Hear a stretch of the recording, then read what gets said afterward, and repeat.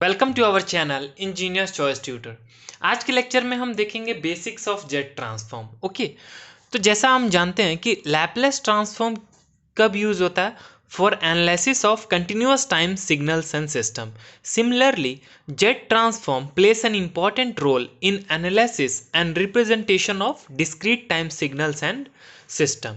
So basically, the jet transform provide a method for the analysis of discrete time signals and system in the frequency domain, which is generally more efficient than its time domain analysis.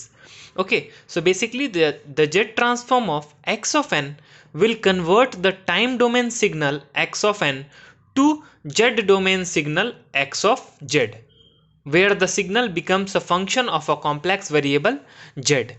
Okay, तो मान लीजिए हमारे पास x of n क्या है? x of n एक discrete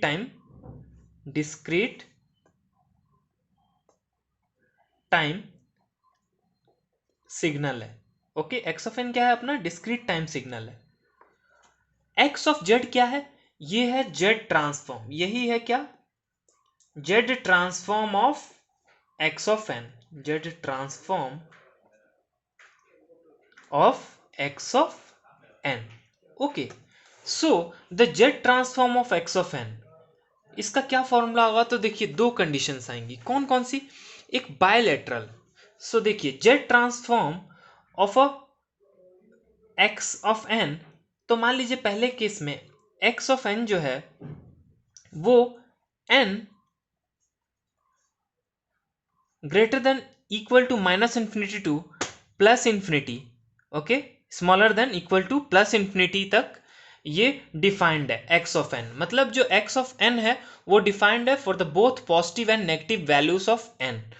okay, तो इस condition में जो जेट ट्रांसफॉर्म निकलता है उसको हम लोग बोलते हैं बायलैटरल और two sided jet transform. Okay, so bilateral और two sided jet transform of a discrete time signal और a sequence x of n, इसका क्या फॉर्मूला हो जाएगा?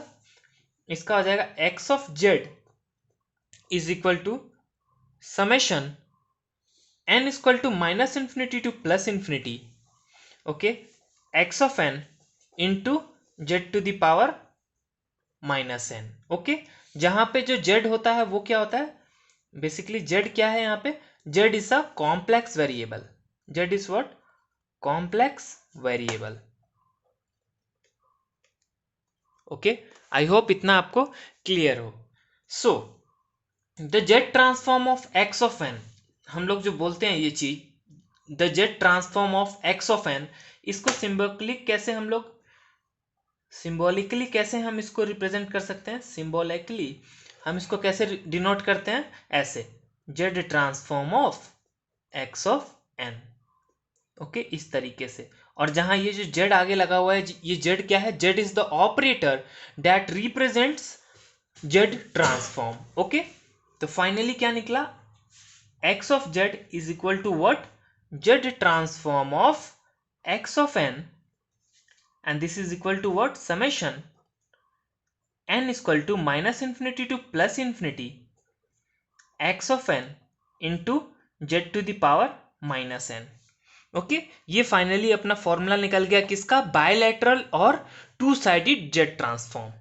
ओके, अब हम लोग देख लेते हैं वन साइडेड और unilateral z transform of a DT sequence x of n।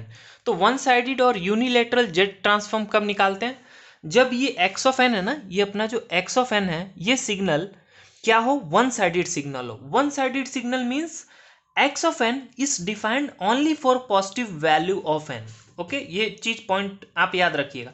तब जब हम इस सिग्नल का जेट ट्रांसफॉर्म निकालते हैं उसी को हम बोलते हैं वन साइडेड जेट ट्रांसफॉर्म या फिर unilateral z transform. I hope आपको क्लियर हो कॉन्सेप्ट। तो क्या होता है अपना? देखिए फॉर्मूला, द वन साइडेड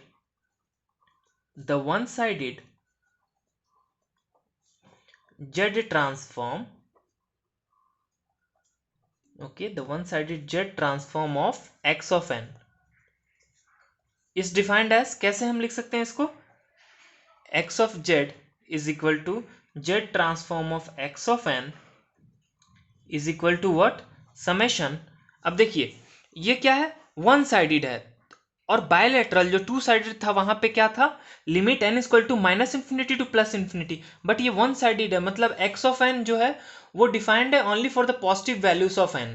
तो यहाँ पे n इक्वल टू 0 से स्टार्ट होकर कहाँ तक जाएगा, प्लस इन्फिनिटी तक, मतलब ये चला जाएगा n equal to 0 to plus infinity x of n into z to the power minus n। Okay, इसको इक्वेशन नंबर 2 बोल दीजिए, और ये जो निकला था ये इक्वेशन नंबर 1। तो इक्वेशन नंबर 1 क्या है, ये है अपना बायलैटरल और two sided z transform of a discrete time signal x of n, और ये किसका फॉर्मूला बन गया, ये बन गया अपना Z transform of a one sided signal, that is okay clear, that is one sided और unilateral Z transform of a dt sequence x of n का ये फॉर्मूला बन गया। इतना क्लियर है, आगे देख लेते हैं। देखिए, if x of n is equal to 0 for n is equal to n smaller than 0, अगर आपका जो x of n है जो डिस्क्रीट टाइम सिग्नल है वो अगर 0 है, कब, जब n की वैल्यू स्मॉलर देन 0 है, तो इस केस में one sided and two sided दोनों जेड ट्रांसफॉर्म क्या आते हैं, इक्वल आते हैं, दैट इज इक्विवेलेंट होते हैं। ओके, ये चीज याद रखिएगा, इट इज क्लियर।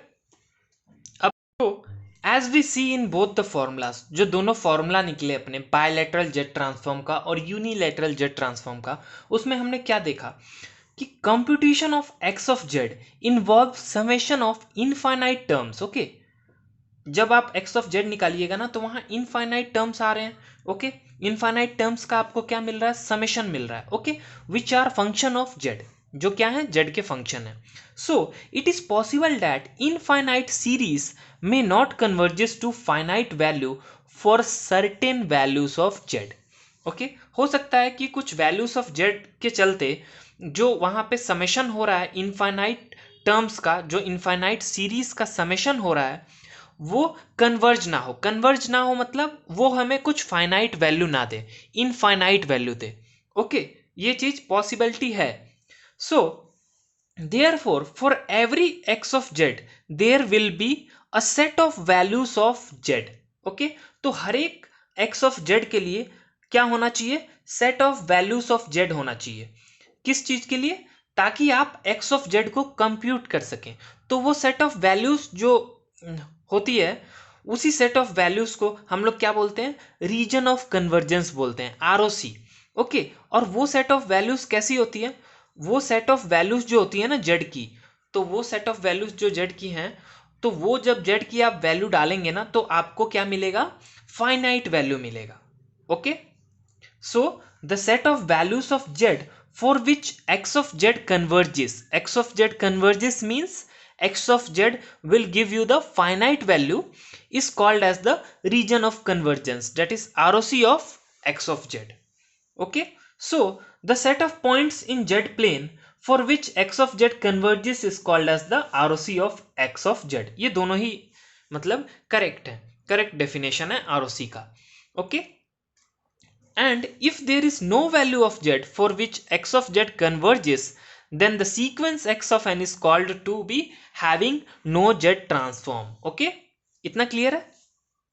सो ये कुछ बातें थी किसकी, रीजन ऑफ कन्वर्जेंस की। तो रीजन ऑफ कन्वर्जेंस हम लोग क्या किसको बोलते हैं, देखिए जेड प्लेन में कुछ सेट ऑफ पॉइंट्स होते हैं, किस चीज के पॉइंट्स, जेड के, जेड पॉइंट। ओके, जो क्या देते हैं आपको, वैल्यूज ऑफ जेड देते हैं। वो वैल्यूज ऑफ जेड जब आप एक्स ऑफ जेड कैलकुलेट करिएगा तो अगर वही वैल्यूज आप डालिएगा ना तो आपको फाइनाइट वैल्यू मिलेगी। ओके, तो इसीलिए उन सेट ऑफ वैल्यूज को हम लोग क्या बोल रहे हैं, रीजन ऑफ कन्वर्जेंस बोल रहे हैं।